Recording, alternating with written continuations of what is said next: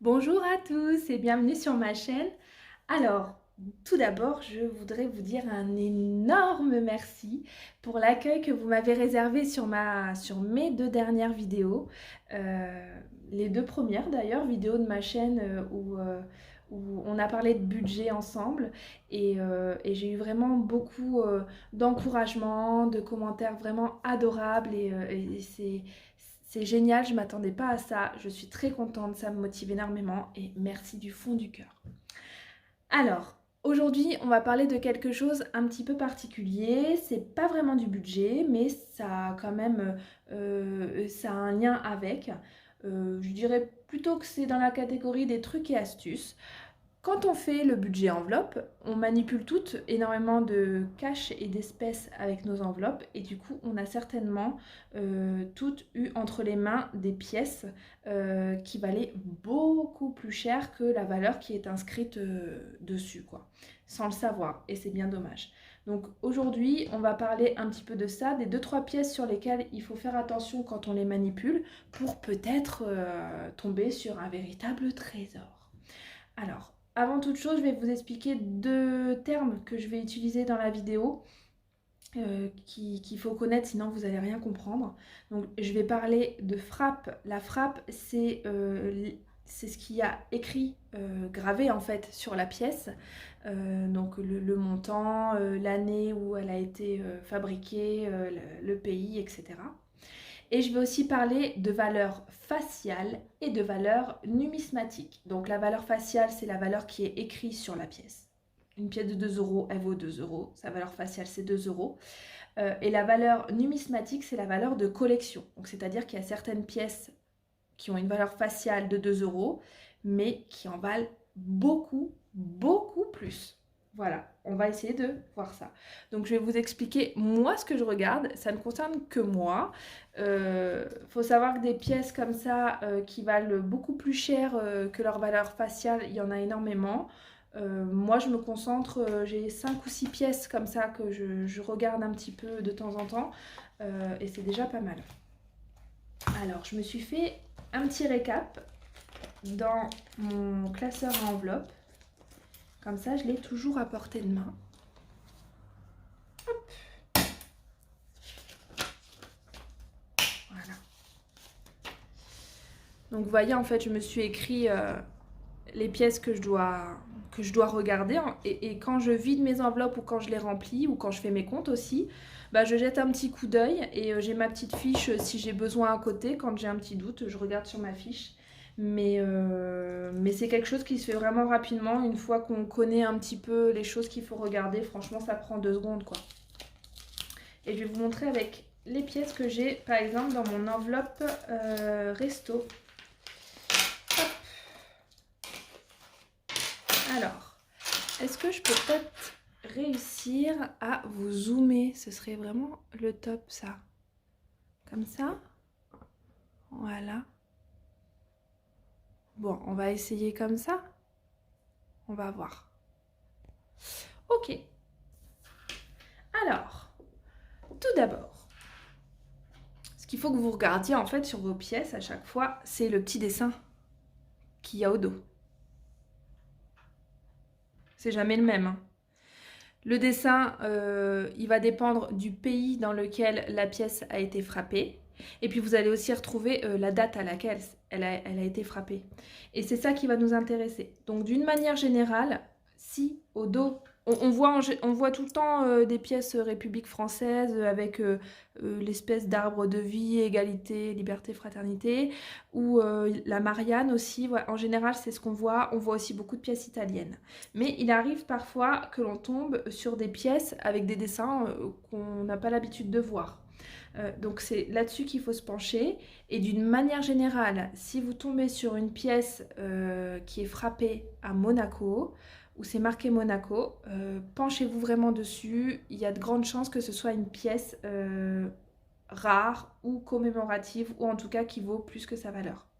Et notamment, il y a des pièces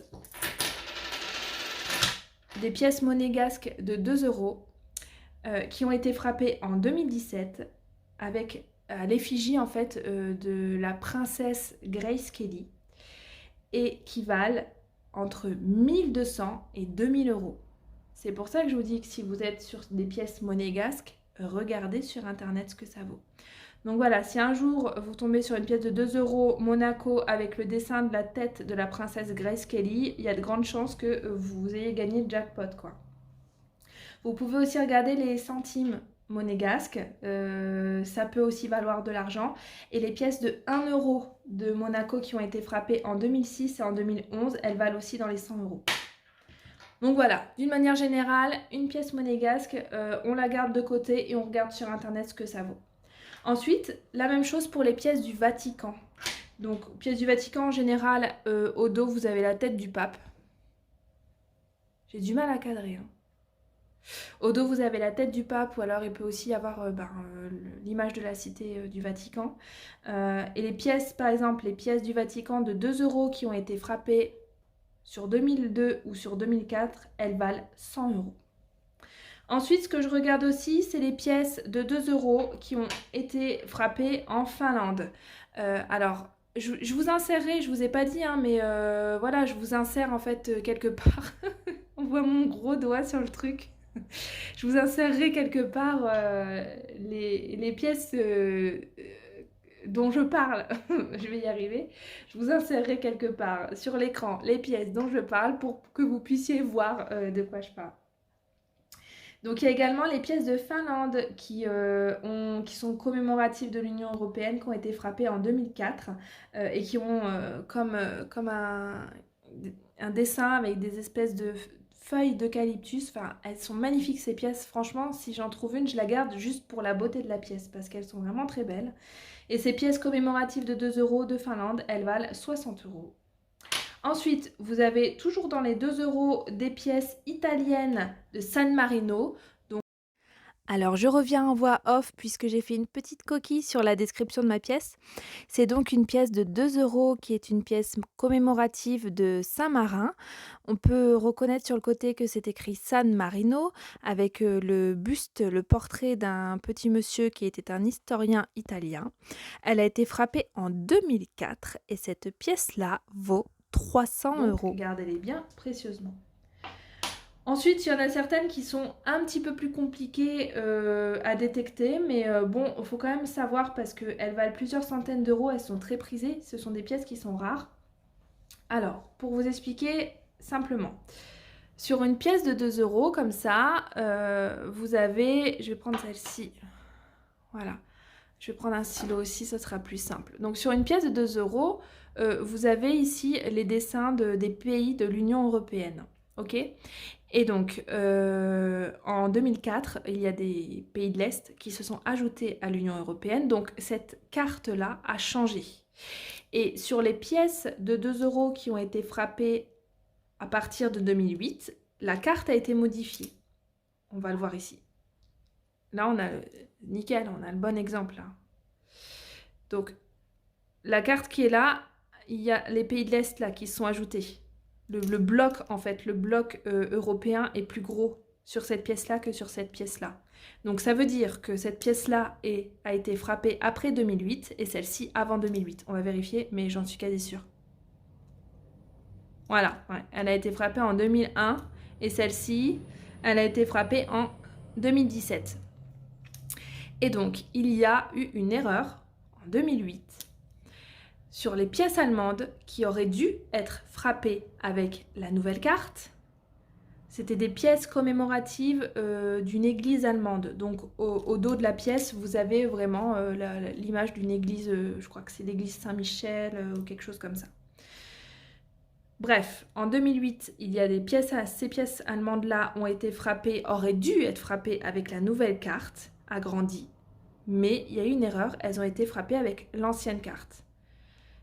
Et ce genre d'erreur, ça en fait des pièces qui sont rares et la rareté attire beaucoup les collectionneurs. Ce qui fait que si vous tombez sur une pièce comme ça, elle vaut plusieurs centaines d'euros selon son état, etc. etc. Donc c'est pas quelque chose de facile à détecter. Je vous avoue que moi, franchement, je regarde pas ça Peut-être que si au dos je voyais l'image de l'église allemande, ben, je regarderais d'un petit peu plus près. Mais voilà, c'est pas quelque chose qui saute aux yeux, donc franchement, je pense qu'on peut facilement passer à côté. Mais c'est bien dommage parce que là, pour le coup, c'est sûr qu'il y en a en circulation et qu'elles valent très cher, quoi. Et enfin, les dernières pièces sur lesquelles il faut vous pencher, ce sont les pièces qu'on appelle hybrides ou plus largement les pièces qui ont eu un défaut de fabrication, un défaut de frappe. C'est-à-dire, alors des fois, ça peut juste être une pièce avec l'anneau qui est un petit peu décalé, quoi, ou la valeur faciale est un petit peu floutée. Enfin, ça peut être ce genre de défaut-là. Gardez-les quand même de côté parce que ça peut intéresser des collectionneurs. Mais ce qui nous intéresse là surtout, c'est les pièces qu'on appelle hybrides. Alors, une pièce hybride, ça veut dire que... Hop, j'essaye de me cadrer correctement. Voilà, on va se mettre là.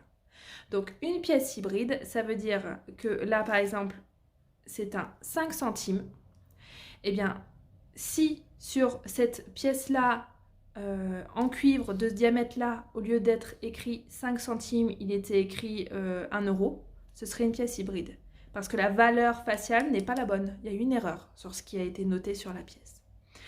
Et donc, en 2011, il y a eu des pièces hybrides de 2 centimes qui ont été frappées 10 centimes. Donc, c'est-à-dire que vous pouvez... Là, franchement, je pense que ça doit attirer l'œil. Moi, j'en ai jamais vu personnellement, mais ça doit franchement attirer l'œil. Vous avez donc une petite pièce là de 2 centimes en cuivre et il y a marqué 10 centimes dessus. Ça, il y en a qui sont sortis en 2011 et si vous tombez là-dessus, ça vaut plus de 1000 euros. C'est-à-dire qu'une pièce de 2 centimes, vous la revendez 1000 euros. C'est un truc de fou, quoi. Et donc ça, franchement, vous pouvez en trouver en circulation, surtout pour les 2 centimes, les toutes petites pièces, c'est des choses à quoi on ne fait pas attention. Donc voilà, vous ayez l'œil en fait, gardez l'œil simplement. Et si quelque chose attire votre attention, eh bien, checkez, allez faire un petit tour sur internet pour voir si c'est pas une anomalie, s'il n'y a pas quelque chose à faire à ce niveau-là. Mais voilà, voilà en tout cas ce que moi je regarde sur mes pièces vite fait quand je les manipule. Je le fais pas à chaque fois, vous non plus, je pense que vous n'allez pas le faire à chaque fois. Le tout c'est que là je vous ai planté une petite graine en fait dans l'esprit et que vous soyez au courant que ça existe. Comme ça, si un jour vous tombez sur une pièce qui vous attire un petit peu l'œil, vous dites tout là, j'ai déjà vu une vidéo qui parlait de ce genre de choses là, je vais aller voir sur internet. Et vous pouvez tomber, du coup, vous voyez, sur vraiment des petits trésors, quoi. Clairement des petits trésors. Voilà, voilà. Bon, eh bien, écoutez, j'espère que cette vidéo vous aura plu. Une vidéo un petit peu particulière qui change de l'ordinaire. N'hésitez pas à me dire en commentaire ce que vous en avez pensé. Si jamais vous trouvez que c'est pas intéressant ou quoi que ce soit, n'hésitez pas à me le dire aussi parce que ce sera constructif pour moi de savoir ce que vous en pensez. Et puis, je vous remercie d'avoir regardé ma vidéo et je vous dis à bientôt. Bye!